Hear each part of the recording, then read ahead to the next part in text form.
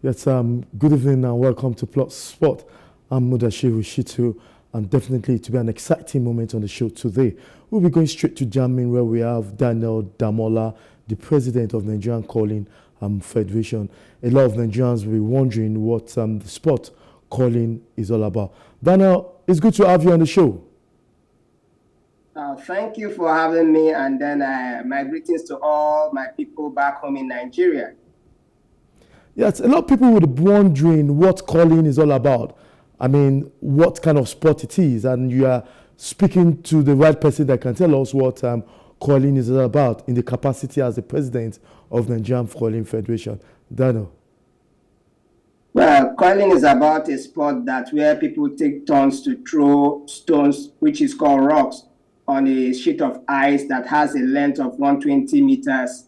And thereabout, the stone that comes closest to the ring, the center circle, becomes the winning stone as of that moment. And then the team wins that particular end at that point in time. And it starts from one end to 8 ends. So whoever wins the most points wins that particular game as of that time. So what does this mean to the layman? Where can we get Nigerians participate in what is curling? I mean, that's the first topic. And what do you think Nigeria, how can we participate? Because I think it has to do with eyes.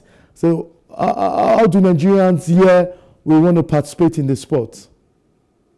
So sad enough, we don't have a ice facility as of today, but we've tried to manage it in a way that we've improvised with floor coiling, which we use to teach the Nigerian public people on how to play the sport. So that is the first step, which is elementary level, which from there we transcend them into ice, which normally we have to travel abroad to do that. But like you asked, everybody can play this sport of coiling because it doesn't have age barrier and it doesn't have a limitation. Even the recent event we played in Finland, I think one of ours was the youngest of all time in the history of coiling playing international championship, which the person in question, the youth player, is a DK Emmanuel, age 10. So he became the youngest coiler to play any international game. And these people were selected from all our clinics across Nigeria to go and play for the country. Okay, now, what brought your interest? Because we're still looking around the sport. What brought your interest to the sport? I'm sure you have a lot of story to tell as regards to the question I'm asking that what is coiling, but how did you come across the sport? Actually, it's a winter sport that has been in ages. I think 16th century, they started playing coiling in 16th century. What brought about Nigeria having Nigerian Curling and then Curling Federation in the country is my daughter plays the sport. Then she was 12 years old. So she now forced us to come and watch her play, and then we picked the interest from there. But she made sure that she followed it suit, that the sport should be introduced back home in Nigeria. And then we started the paperwork, everything.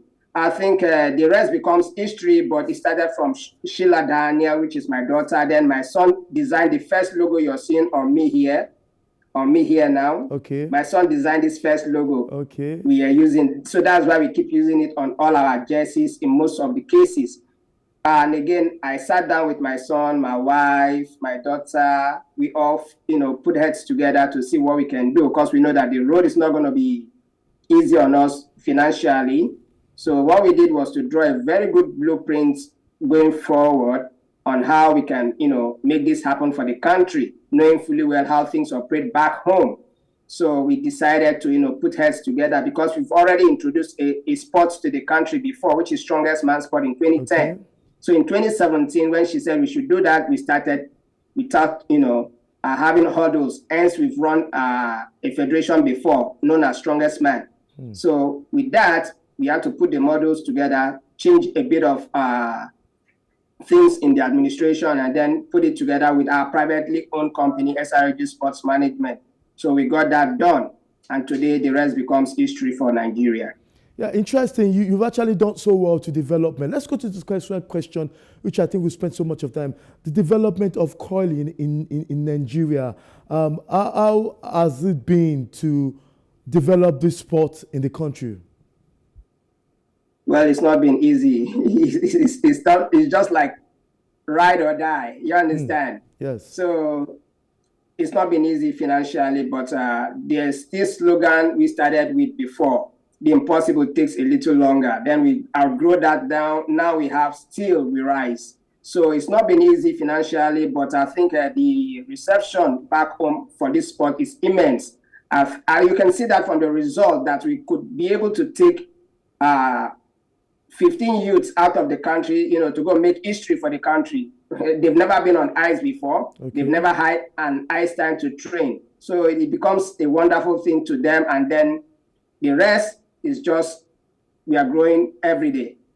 Okay, there must be statistics and numbers in regards to development of curling in Nigeria.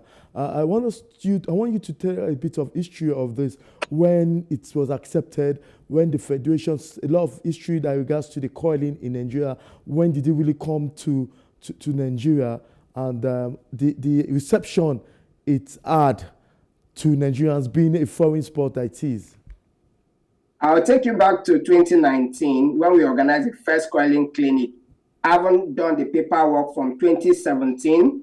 Then we were accepted to the World Curling Federation, being the first African nation in the world of curling in 2018. Then to 2019 when we organized the first clinic, and same 2019 as well, we had our first match in Stavanger, Norway, which we won immensely. We won Norway. Then getting back home, we organized a curling clinic across the country. Then the most memorable one was the one we did in National Stadium, Surulere. We had thousands of kids coming out to, watch and learn how to, play the game with using the floor coiling equipment we brought in from Canada.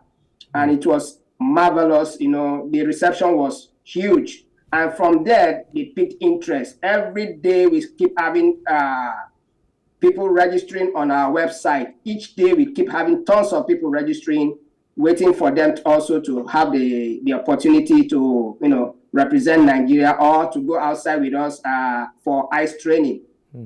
So now, for my own understanding about sports, some sports are elite sports where we know it's for the elites, and there are some sports that it's for grassroots development.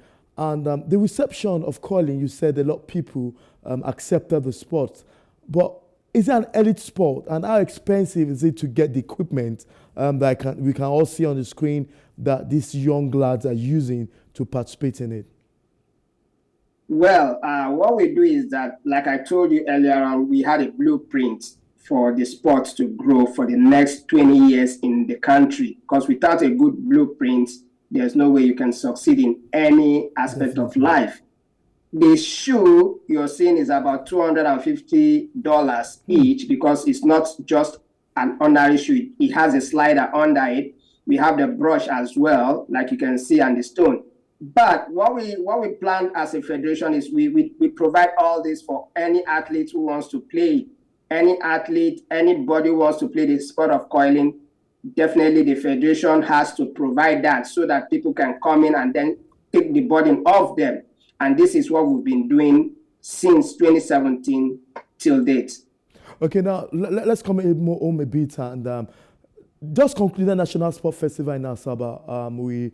Our sport crew were there, and we know that there's some sports that were trial sport, talking about tech ball, talking about netball as a trial sport that it just concluded to in the first edition of the National Sport Festival. When are we going to see curling in a Nigerian tournament, perhaps at the sport festival or at the youth games?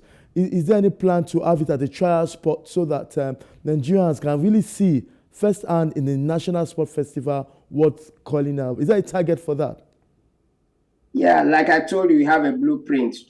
If you must succeed, there are rules we must follow. Ted ball came in after curling, because I remember when Ted ball came in, I think a year or two ago, but curling has been making a name.